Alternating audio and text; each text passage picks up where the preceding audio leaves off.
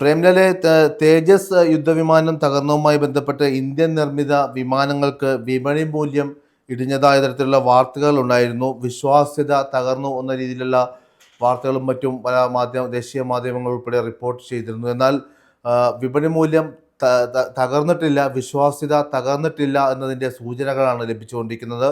പല രാജ്യങ്ങളുമായും കരാർ ഒപ്പിടാൻ നീക്കം നടക്കുന്നതായ റിപ്പോർട്ടുകൾ പുറത്തു വരുന്നുണ്ട്. നമുക്ക് ഈ സാഹചര്യത്തെ എങ്ങനെ വേണം വിലയിരുത്താൻ? തുഫയിലെ വലിയ സന്തോഷം നൽകുന്ന ഒരു സാഹചര്യമാണ്. കാരണം ഈ തേജസ് യുദ്ധവിമാനം തകർന്നപ്പോൾ അത് ഇന്ത്യക്ക് ഉണ്ടായ തിരിച്ചടി ചെറുതൊന്നുമല്ല. പ്രത്യേകിച്ച് നമ്മൾ ഈ പ്രതിരോധ സാമഗ്രികളുടെ കയറ്റുമതി മേഖലയിൽ വലിയ കുതിച്ചുചാട്ടം നടത്തിക്കൊണ്ടിരിക്കുന്ന ഒരു സമയമാണിത്.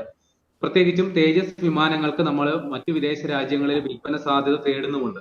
അപ്പൊ അങ്ങനെ ഇരിക്കെ ലോകം ഉറ്റുനോക്കുന്ന ഒരു എയർ ഷോയിൽ ആ വിമാനം തകരുകയും ഏറ്റവും ദൗർഭാഗ്യകരമായ ആ വിമാനം പറത്തിയിരുന്ന പൈലറ്റ് കൊല്ലപ്പെടുകയും ചെയ്തൊരു സാഹചര്യം അത് ആ വിമാനത്തിന്റെ സുരക്ഷ സംബന്ധിച്ച് വലിയ ആശങ്ക ഉണ്ടാക്കുമെന്നുള്ളത് നിസ്സംശയമാണ്. അപ്പൊ അതുകൊണ്ട് തന്നെ ഇന്ത്യൻ നിർമ്മിത ഉൽപ്പന്നങ്ങളുടെ ഗുണനിലവാരത്തെ കുറിച്ച് ഒരു ആശങ്ക ഉണ്ടാകാനും അത് ഇന്ത്യയുടെ പ്രതിരോധ സാമഗ്രികളുടെ കയറ്റുമതി മേഖലയിൽ വലിയ തിരിച്ചടിയാകുമെന്നുള്ള ഒരു പ്രതീതി ഉണ്ടായിരുന്നു.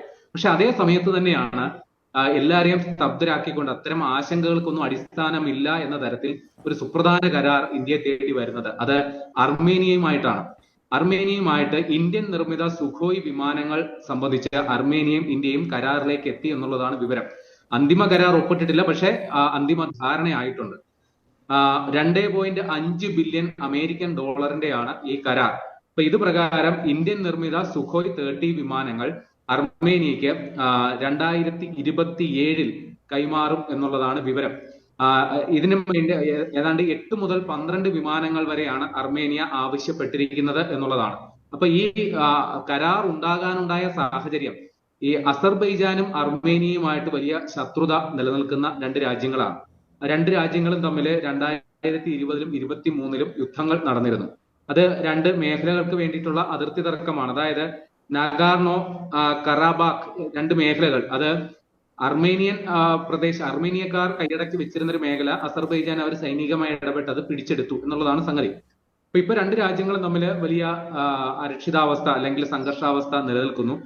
അസർബൈജാന് വേണ്ടിയിട്ട് പാകിസ്ഥാൻ അവരുടെ ചൈനീസ് സാങ്കേതിക സഹകരണത്തോടെ പാകിസ്ഥാനിൽ നിർമ്മിക്കുന്ന JF-17C എന്ന് പറയുന്ന വിമാനങ്ങൾ 40 എണ്ണം അസർബൈജാന് വിൽക്കാനായിട്ട് അവര് ധാരണയായിട്ടുണ്ട്.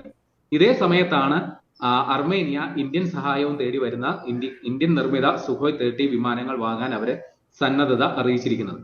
ഇത് ഇന്ത്യയെ സംബന്ധിച്ച് ഇപ്പൊ തേജസ് തകർന്ന സമയത്ത് കിട്ടിയ ഒരു കരാർ എന്നതിനപ്പുറം മറ്റൊരു സാധ്യത കൂടിയുണ്ട്. കാര്യം ഇന്ത്യയിൽ സുഖോയ് 30 വിമാനങ്ങൾ നിർമ്മിക്കാൻ തുടങ്ങിയിട്ട് കുറെ കാലമായി.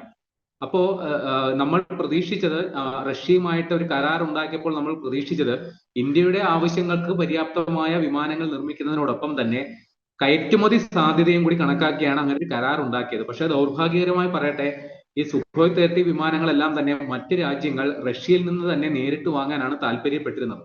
ഇന്ത്യൻ നിർമ്മിത സുഖോയ് 30 അങ്ങനെ ആർക്കും വലിയ താല്പര്യം ഉണ്ടായിരുന്നില്ല. പക്ഷെ ഇപ്പോൾ കഥ മാറുകയാണ്.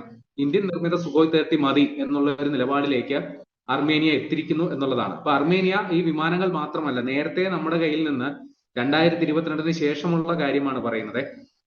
പിൻക റോക്കറ്റ് സിസ്റ്റം വാങ്ങിയിരുന്നു. പിനാക്ക റോക്കറ്റ് സിസ്റ്റം വാങ്ങിയിരുന്നു.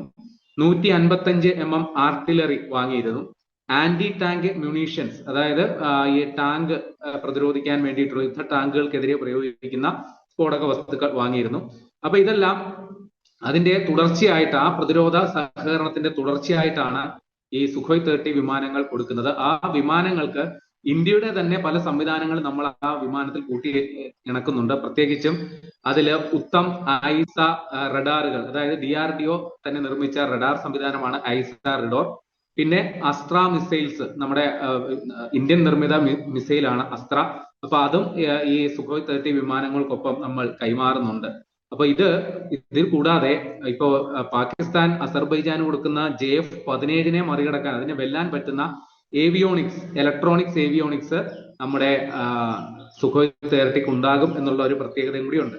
അപ്പൊ പിന്നെ നമ്മൾ എന്തുകൊണ്ട് ഈ സുഖോയ് 30 ഇന്ത്യൻ നിർമ്മിത വിമാനങ്ങൾക്ക് ഇപ്പോ വലിയ ആവശ്യക്കാർ വരുന്നു എന്നുള്ള ഉത്തരമുള്ളത്, 2002 മുതലാണ് ഇവിടെ ഇത് നിർമ്മിക്കാൻ തുടങ്ങിയത്. പക്ഷെ 2023-ൽ നമ്മൾ അതിൽ നവീകരണ പ്രവർത്തനം നടപ്പിലാക്കി. പിന്നീട് വരുന്ന വിമാനങ്ങൾക്കെല്ലാം സൂപ്പർ സുഖോയ് മോഡേണൈസേഷൻ പ്രൊജക്ട് അതിന്റെ കീഴിലാണ്. അതായത് അതിന്റെ എല്ലാ സംവിധാനങ്ങളിലും പുതിയ നവീകരണ പ്രവർത്തനങ്ങളൊക്കെ വരുത്തിയിട്ടുണ്ട്. അപ്പോൾ കാലാനുസൃതമായ പരിഷ്കരണം ഉണ്ടാക്കിയിട്ടുണ്ട്. അതുകൊണ്ട് തന്നെയാണ് ഈ വിമാനത്തിന് ഇപ്പോൾ വലിയ പ്രിയം ഉണ്ടാകുന്നത്.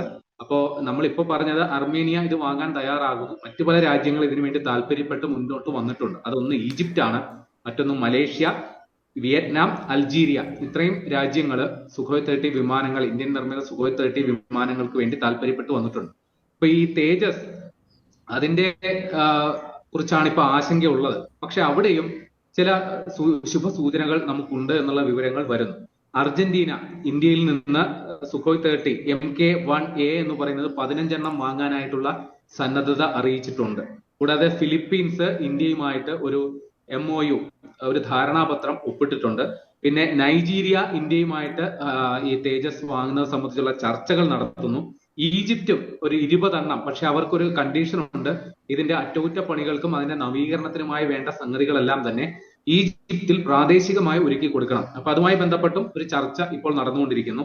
കൂടാതെ ബോട്സ്വാന എന്ന രാജ്യവും സമീപിച്ചിട്ടുണ്ട്. മലേഷ്യ തേജസ് വിമാനങ്ങൾ വാങ്ങാനാണ് ആദ്യം താല്പര്യപ്പെട്ടിരുന്നതെങ്കിൽ പിന്നീട് അവരത് ആ താല്പര്യം ദക്ഷിണ കൊറിയയിലേക്ക് മാറ്റി. പക്ഷെ മലേഷ്യ ഇപ്പോഴും ഇന്ത്യയോട് ആവശ്യപ്പെടുന്നത് നിങ്ങൾ തേജസ് MK-2 തയ്യാറാക്കുമ്പോൾ അത് ഞങ്ങൾ വാങ്ങാൻ തയ്യാറാണ് എന്ന തരത്തിലും അവർ നിലപാടെടുക്കുന്നു. ഇനി ഇതിൽ ശ്രദ്ധേയമായ സംഗതി, അമേരിക്ക, സാക്ഷാൽ അമേരിക്ക തേജസ് വിമാനങ്ങളിൽ താല്പര്യം കാണിക്കുന്നു. അവരുടെ ട്രെയിനർ ഫ്ലൈറ്റുകളായിട്ട് ഉപയോഗിക്കാൻ തേജസ് വിമാനങ്ങൾ വേണം എന്ന തരത്തിൽ അമേരിക്കയും താല്പര്യപ്പെടുന്നു എന്നുള്ള വിവരങ്ങളും വരുന്നുണ്ട്. അപ്പൊ നമ്മളെ സംബന്ധിച്ച് ഈ പ്രതിരോധ കയറ്റുമതി രംഗത്തെ രാജ്യം വലിയൊരു കുതിച്ചുചാട്ടത്തിന്റെ വക്കിൽ എത്തി നിൽക്കുന്ന ഒരു സമയമാണ്. 2024-25 സാമ്പത്തിക വർഷത്തില് 23,622 കോടി രൂപയുടെ പ്രതിരോധ സാമഗ്രികളാണ് നമ്മൾ കയറ്റി അയച്ചിരിക്കുന്നത്. അതിൽ വലിയൊരു വിഭാഗം നമ്മുടെ സ്വകാര്യ സ്ഥാപനങ്ങൾ അല്ലെങ്കിൽ സ്വകാര്യ സ്റ്റാർട്ടപ്പുകൾ നിർമ്മിച്ച പ്രതിരോധ സാമഗ്രികളാണ്. കാര്യം ഇന്ത്യ നയം മാറ്റി പ്രതിരോധ മേഖലയിൽ സ്വകാര്യ പങ്കാളിത്തം അനുവദിച്ചതോടുകൂടിയാണ് ഈ വലിയ കുതിച്ചുചാട്ടത്തിലേക്ക് എത്തിയത്. ഒരു 2013 കാലത്ത് വെറും 686 കോടി രൂപ മാത്രം വിറ്റുവരവുണ്ടായിരുന്ന പ്രതിരോധ കയറ്റുമതിയാണ് ഇപ്പോൾ 23,622 കോടി രൂപയായിട്ട് വളർന്നത് എന്ന് ഓർക്കണം. ഏതാണ്ട് 100ഓളം രാജ്യങ്ങൾ ഇന്ത്യൻ നിർമ്മിത പ്രതിരോധ സാമഗ്രികൾ നിലവിൽ ഉപയോഗിക്കുന്നുണ്ട്. അതിൽ ഈ രംഗത്തെ തലതൊട്ടപ്പന്മാരായ അല്ലെങ്കിൽ ഏറ്റവും വലിയ യുദ്ധസന്നാഹങ്ങളുള്ള അമേരിക്കയും ഫ്രാൻസും പോലും ഇന്ത്യൻ നിർമ്മിത ആയുധങ്ങൾ ഉപയോഗിക്കുന്നുണ്ട് എന്നുള്ളത് കൂടി നമ്മൾ മനസ്സിലാക്കണം. അപ്പോൾ തേജസിന്റെ വീഴ്ച സംബന്ധിച്ച് അത്തരത്തിലുള്ള ആശങ്കകൾക്ക് അടിസ്ഥാനമില്ല. ഇന്ത്യൻ ഉൽപ്പന്നങ്ങളുടെ, ഇന്ത്യൻ പ്രതിരോധ സാമഗ്രികളുടെ വിശ്വാസ്യത അത് കോട്ടമില്ലാതെ തുടരും എന്നാണ് നമുക്ക് പറയാനുള്ളത്.